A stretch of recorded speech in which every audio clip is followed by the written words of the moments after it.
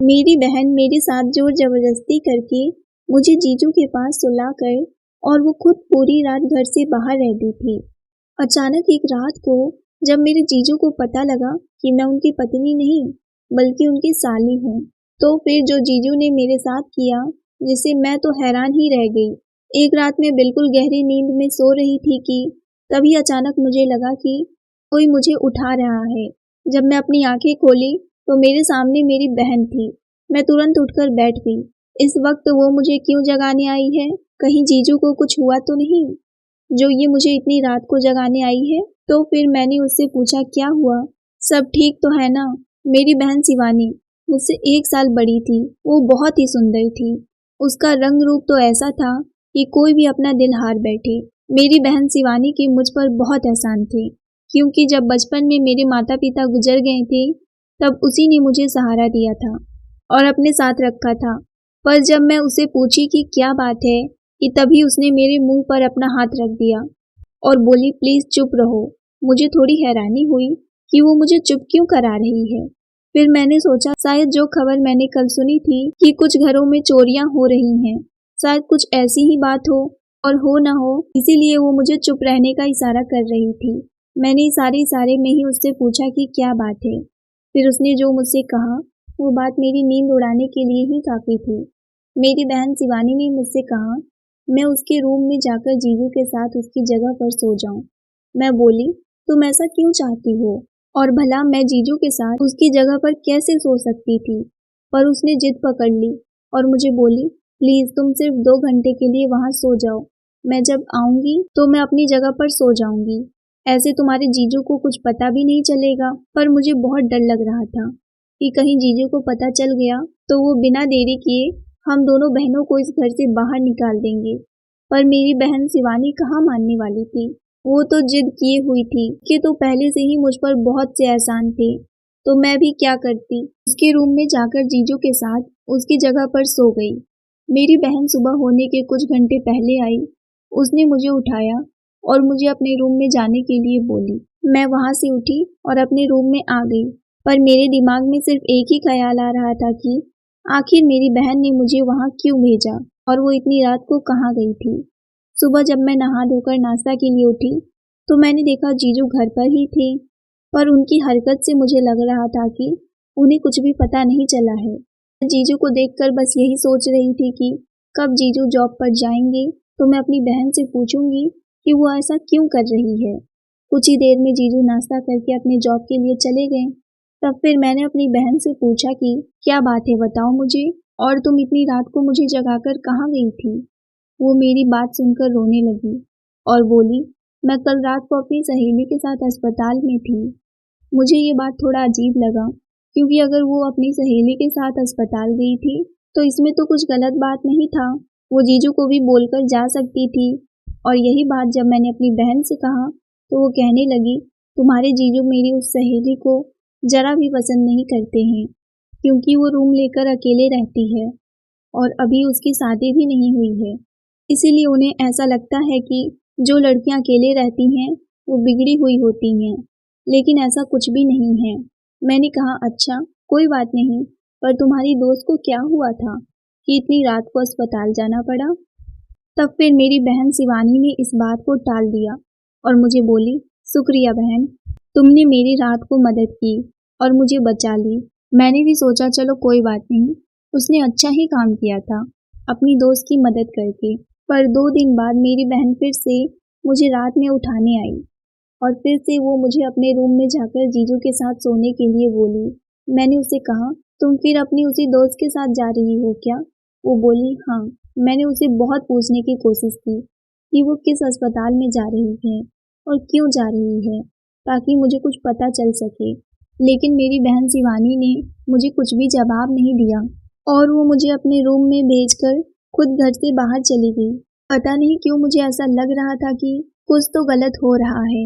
हो ना हो मेरी बहन कुछ गलत तो जरूर कर रही है और वो अस्पताल जाने के बहाने कहीं और जा रही होगी। शिवानी लगभग 3 घंटे बाद घर वापस आई। तब तक तो मानो जैसे मेरी जान सूली पर लटकी हुई हो। इधर जीजू जब सोते वक्त करवटें लेते थे मुझे डर लगता कि अब कहीं मेरा राज खुल ना जाए, लेकिन फिर भी मैं हिम्मत करके वहीं चुपचाप लेटी रही और मैंने सोचा अब तो चाहे कुछ भी हो जाए, मैं अपनी बहन की बात नहीं सुनूंगी और आगे से वो ऐसा कुछ भी करेगी तो मैं जीजू को सब कुछ बता दूंगी, क्योंकि वो उसके पति हैं तो उन्हें सब बात पता होना चाहिए। वो तो मेरी सुनती नहीं और जब मैं उसे कुछ पूछ लूं तो वो मेरी हर बात को टाल देती है।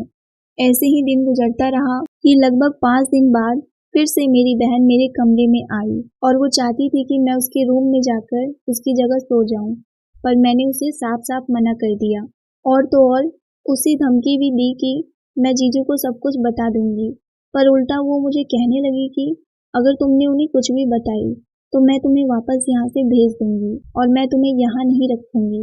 ये मेरी जिंदगी का सवाल था, इसीलिए मैं चाह कर भी उसे मना नहीं कर पाई और मजबूरन उसके रूम में जाकर सो गई। मेरे मन में एक ही सवाल चल रहा था कि अगर ये बात कहीं जीजू को पता चला तो इसमें मैं भी फंसूंगी। अब मैं सोच रही थी कि मैं क्या करूं, मैं ये बात अपने जीजू से बता दूं या फिर चुप रहूं।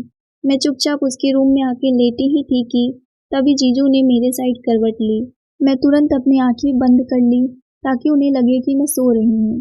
कुछ ही देर में वो सो गए और उनके सोते ही मैं कमरे से बाहर आकर सामने वाली खिड़की के पास बैठकर अपनी बहन का इंतजार करने लगी कि तभी मैंने ऐसा देखा जिस पर मुझे पहले से ही शक हो रहा था। मैंने देखा कि मेरी बहन को एक लड़का बाइक से छोड़कर गया। अंधेरे के कारण मैं उस लड़के का चेहरा नहीं देख पाई, पर अब मुझे अपनी बहन पर बहुत गुस्सा आ रहा था कि वो जीजू के रहते किसी और से बातें कर रही है और उनको धोखा दे रही है। अब बस बहुत हो गया था। मैं अब इस खेल का हिस्सा नहीं बनना चाहती थी और अब वो मुझे कुछ भी बोलेगी तो मैं जीजू से बता दूंगी, भले ही वो मुझे इस घर से क्यों ना निकाल दे। मेरी बहन गलत रास्ते पर चली गई है और जहाँ तक मुझे पता है कि उसकी कोई भी दोस्त नहीं है, तो जरूर वो 3-4 घंटे इसी लड़के के साथ बाहर जाती होगी। और जब मैं इस बात को ज़्यादा सोचने लगी तो मुझे इस बात का अंदाजा हो गया था कि मेरी बहन रोजाना नए नए कपड़े कहाँ से पहनती है और मुझे भी महीने का अच्छा खासा पैसा कहाँ से दिया करती है। जैसे जैसे मैं बातों पर गौर किए जा रही थी वैसे वैसे मुझे सब कुछ पता चल रहा था। अब मुझे इस बात ने बहुत परेशान कर दिया था।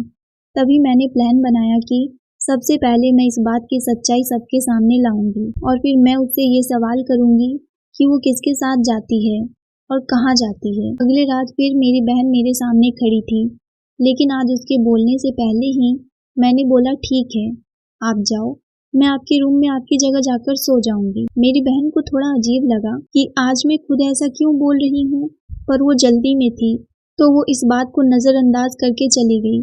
उसके जाते ही मैंने भी उसका पीछा किया तो मैं देखी कि वो एक अस्पताल में गई है। मैंने सोचा भला ये हॉस्पिटल में क्या करने आई है इस लड़के के साथ, और जब मैंने सामने का मंजर देखा तो मेरा तो होश ही उड़ गया। मैंने देखा कि मेरी बहन ने फटाफट अपने कपड़े चेंज करके डॉक्टर के कपड़े पहने और वो अंदर ऑपरेशन करने चली गई। मैं अपनी सोच को लेकर अपने आप पर शर्मिंदा थी और मैं पीछे मुड़ के देखी तो वहाँ मेरे पीछे जीजू खड़े थे। मैं तो डर गई कि अब क्या होगा, मुझे तो कुछ भी समझ ही नहीं आ रहा था। मेरे हाथ पैर सब कांप रहे थे कि तभी जीजू मुझ पर चिल्ला पड़े कि आखिर ये सब क्या चल रहा है और तुम दोनों बहनें यहाँ क्या कर रही हो इतनी रात में।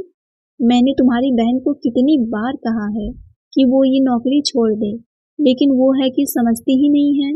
क्या मैं उसे खिला नहीं पाता हूँ? आखिर किस चीज़ की कमी है उसे कि वो नौकरी कर रही है। मैं तो चुपचाप खड़ी थी कि दीदी कुछ देर में ऑपरेशन वार्ड से बाहर आई और वो एक लड़के से बोली कि अब सब ठीक है, चिंता की कोई बात नहीं है, मैंने उनका ऑपरेशन कर दिया है, वो कुछ ही दिनों में जल्दी ठीक हो जाएंगी। दीदी ये सब बात बोल ही रही थी कि जीजू वहाँ पर गए और दीदी पर बरस पड़े। अचानक उनकी नज़र ऑपरेशन वार्ड की तरफ गई तो उन्होंने देखा कि वहाँ उनकी बहन थी जिनका ऑपरेशन मेरी दीदी ने किया था। जीजू ने अपनी बहन का ये हालात देखकर अंदर से टूट गए। वो मेरी बहन के पैरों में गिरकर माफ़ी मांगने लगे कि मुझे माफ़ कर दो, मैंने तुम्हें इस काम को करने से रोका। भला मैं कैसे भूल गया था कि डॉक्टर तो भगवान का दूसरा रूप होते हैं जो लोगों को दूसरी जिंदगी देते हैं। मेरी बहन ने उन्हें उठाया और वो बोली, आपको आपकी गलती का एहसास हो गया है, इससे बड़ी और क्या ही बात हो सकती है। आप परेशान ना होइए, दीदी जी का ऑपरेशन मैंने कर दिया है, वो बिल्कुल ठीक हैं। मेरी बहन जीजू से बातें कर रही थी कि तभी वो लड़का जो मेरी बहन को घर पर छोड़ने आया था वो आकर मेरी बहन से बोलता है, मैडम प्लीज 2 मिनट। दीदी साइड में उसकी बातें सुनने गई और उन्हें जरा भी खबर नहीं थी कि पीछे खड़ी मैं उनकी सारी बातें सुन रही थी। उस लड़की और मेरी बहन की बातें सुनकर तो मुझे यकीन ही नहीं हुआ कि तो दोस्तों इस कहानी में बस इतना ही। पार्ट 2 के लिए चैनल को सब्सक्राइब करके बेल आइकन जरूर दबाएं। कहानी पसंद आई हो तो वीडियो को लाइक शेयर और कमेंट जरूर करें। मिलते हैं इस कहानी का पार्ट 2 को लेकर, तब तक के लिए आप सबका धन्यवाद।